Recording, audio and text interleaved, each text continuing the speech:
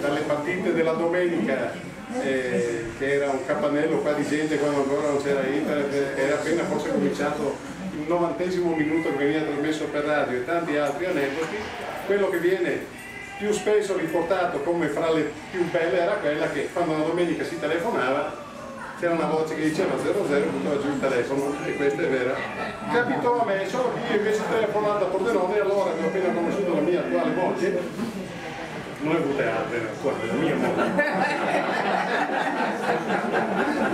Mia moglie, eravamo allora a teleselezione, c'era 02 Milano, 06 Roma, 011 Torino, 81 Napoli, non c'era la teleselezione. Si andava alla cabina telefonica, si faceva, potevi parlare con Pordenone 586 il numero, con un prefisso assunto nel tempo, è rimasto sempre quello di 60 anni fa, e dopo un quarto d'ora Pordenone viene da 1 a 1. È caduta la linea, mi ripassi Pordenone 1 alla terza volta.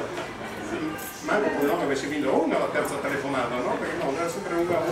No, la terza volta Bruno sono Renato e Torino nato Fiolo, e così sono riuscito a parlare. Solo che questo, sì, raccontata così di un secondo.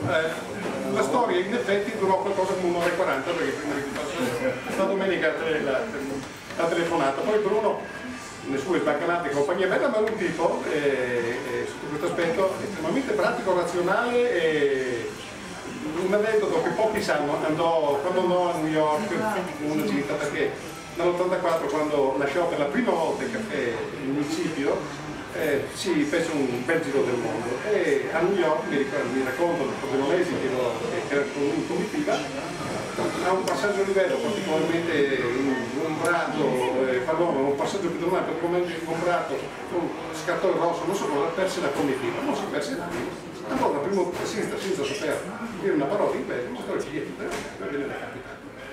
Questi qua, un po' disperati che non trovava più Bruno, si presentavano, invece che alle 8 ore ce ne arrivarono alle 9, li guardò e l'ora di arrivare. Ecco, è la simpatia che ha sempre destato, e cordialità sempre destato in tutti.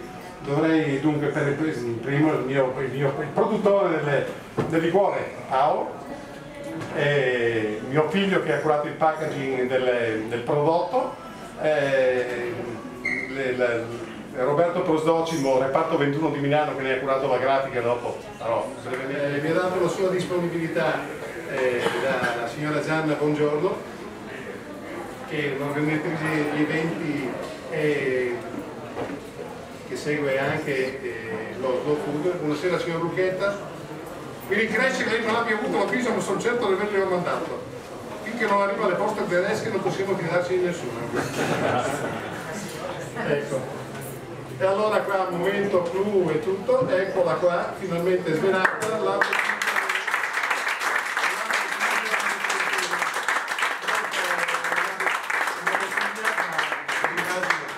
C'è questa C di profilo che lo richiama, penso che, ecco, qualcuno mi ha detto non rispecchia lo spirito di quello che era il Centino, che era una bovanda popolare, questa bottiglia è troppo lussuosa, a pesorare ci sta poco.